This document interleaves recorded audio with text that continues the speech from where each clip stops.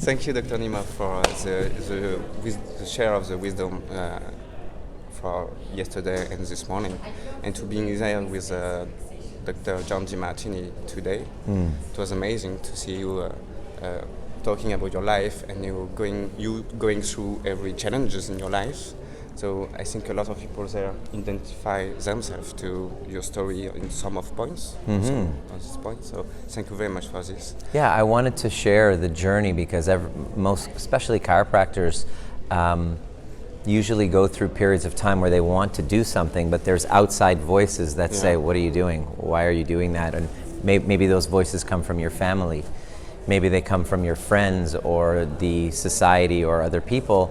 We all have to contend with that, but it always comes out to the same reason, same constraint, which is the voice inside me that's stopping me, because whatever you're saying is just reflecting what's inside me that I don't want to deal with. So I just love to just say, let's go towards that instead. It's a perfect introduction, but can you, in a few words, introduce yourself and what is your purpose, your mission? Yeah. Well, I'm Nima, and I'm a chiropractor. So that basically means that I live by a principle that there is an intelligence out there, and that if I learn the principles of how this intelligence works and I can tune into it, that my life can be aligned with those principles. I can create a life of my design through my health, through relationships, and through meaningful work. And I'm on a path to help other people connect to that meaning. Okay. And when you get that right, everything else starts to improve, like relationships, health, and your career, because it's connected to meaning. So as a chiropractor, patients are coming in for stress-related problems, and I discovered that when they're coming in for stress-related problems, when I go upstream to discover what the cause of those stresses are, usually there's a relational issue going on.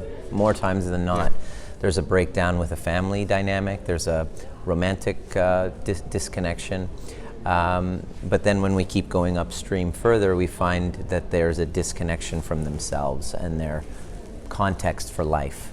So if we just go upstream while we're healing their nervous system,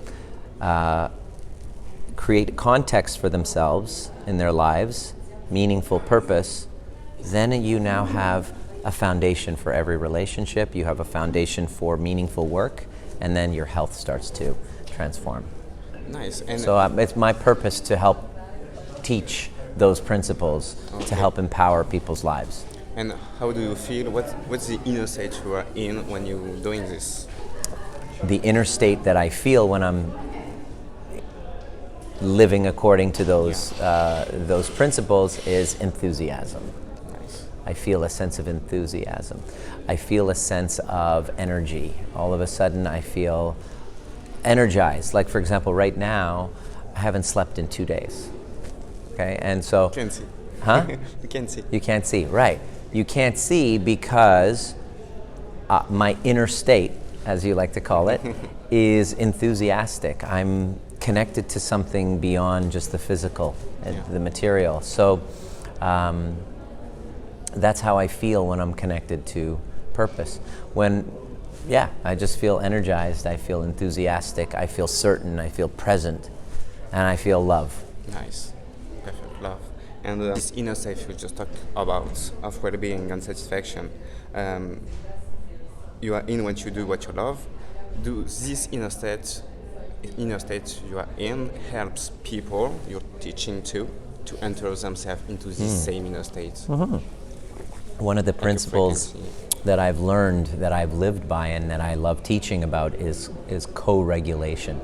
So the state that I'm in impacts you. Yeah. Because you're going to look at my nonverbal cues. You're going to look at my body language. You're going to look at my facial expression, my eye contact, my sense of presence. In other words, 99.9999999% of me is energy and what I'm giving off and receiving. And so if I'm giving off that energy, you can't help but be impacted by it. Yeah. So by me paying attention to what that is in my life, in my day-to-day, I have an ability to impact other people. So if you're a chiropractor, this is very important. If you want to have an amazing practice, you worry about, you focus on you. Incarning this inner state of well-being, like this exactly. feeling of well-being in all the domain of our life, of right. the area. If I want to have a very fulfilling family life, I either, what most people do is look for that other magical one to fill what's missing, or I could stop looking there and start going here and focusing on my own, elevating my own frequency and vibration through what I call an intimacy upgrade, through nervous system regulation, clearing your past resentments, learning how to dance with that id part, which most people call ego, but as John shared, it's the id part of us, the lower animal nature, learning how to manage that, and then learning how to be empathetic to ourselves and other people, and then having community to co-regulate. So yeah, I can impact, we all impact each other through co-regulation. Facial expressions, my posture, my breathing, you're experiencing it. Nice. Even the socks that I'm wearing are affecting you. I can see, exactly. Make me smile. See, look at that, exactly. It's powerful, it's powerful, right? Thank exactly, you. I know. Thank you for the socks. And if this inner state we talk about would be accessible to all the humankind, what do you think it will change for people, for the world? Yeah, and it's on an individual level. So depending on my degree of organization of my thoughts, I'm either going to be a creature who's a victim to the circumstances of my life, with no choice, I'm just a victim, and I am controlled by externals. Or if I take the time to organize my thoughts and my way of being, I'm the creator. Yeah. So then I can change the world. So there's a potential of leadership that I can achieve if I choose to organize all of that. So can you change the world? Yeah, this is what leadership. So if 7 billion people enter this inner state of they are living congruently with the higher values and connected with themselves, embodied in their bodies and present, connected with meaning. How do you see the world change with those changements? Those like changements. How would it change? Yeah. If 7 billion people started to take care? Wow. I think we would just accelerate in technology. We would start to solve these problems with the climate change. We would solve the problems with animals, climate change, inequality, racism, addictions. All of these things would start to evolve much, much faster. That's inspiring. Yeah. Great. I think it's a great idea. And the thing is that I don't have control over other people. Yeah. All I can do is just focus on me and solving a specific problem for humanity. And doing the best for you to grow and be an example and incarnate this. Exemplification, yeah. Perfect, nice. And do you have anything personal to share with people who are seeking this inner states of inspiration and well-being? I think it's wise for us to seeking that inspiration is like most of us are looking outside. And what I've learned to do is to go inside and start to pay attention to what is inside. And it doesn't necessarily have to be fantastic. Like today I don't feel so great. And learning how to quiet my mind and get into my body. And then ask myself, who am I? What would I love to do? And then follow that inner voice and learn how to drown out that outer voice and learn to live from the voice inside. And then, once you're there, to then ask, how can I solve as many problems as possible for humanity, for myself and for others, while being connected to what's most meaningful to me?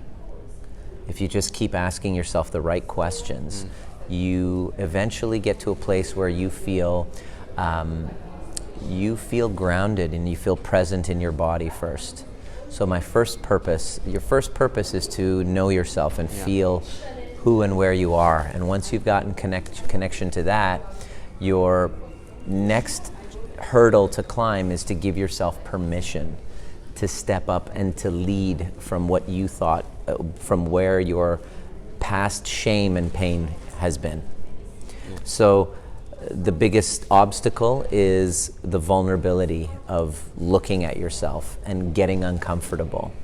And instead of running away from past pain, I encourage you to go towards it and mend and heal your old wounds. Because if you don't heal those old wounds, like an ankle injury, and I'm walking around trying to climb a mountain with an unhealed ankle injury, I'm not going to be as effective. So the greatest thing that I can share is to be able to stay connected in your power. Make it a priority to heal those old incompletes from your past. Because once you do that, all of a sudden your inner voice starts to emerge, your power starts to emerge, you're not a victim, and you'll give yourself permission to shine. Thank you.